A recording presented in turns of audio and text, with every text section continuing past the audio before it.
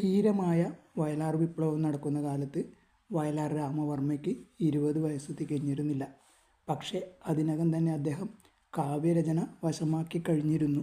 വാസനാസമ്പന്നനായ അദ്ദേഹത്തിന് കുട്ടിക്കാലം മുതൽ തന്നെ കവിതാരചനയിൽ ഏർപ്പെടുക എന്നത് കമ്പമായിരുന്നു. അങ്ങനെ രചിച്ച കവിതകളിൽ ചുരുക്കം ചിലതേ അദ്ദേഹം പ്രസിദ്ധീകരിച്ചുള്ളൂ. ഏറെയും പ്രസിദ്ധീകരിക്കാതെ മാറ്റിവെക്കുകയാണ് ചെയ്തത്. എന്തുകൊണ്ട് മാറ്റിവെച്ചു എന്ന ചോദ്യം അപ്രസക്തമാണ്.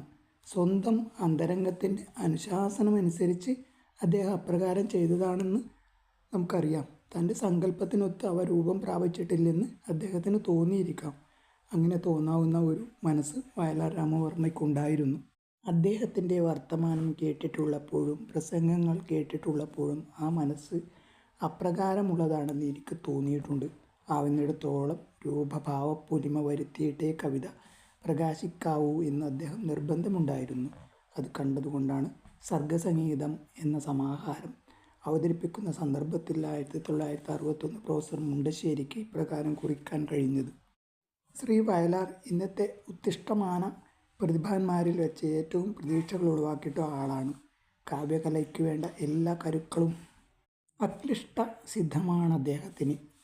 Professor M K Sanu.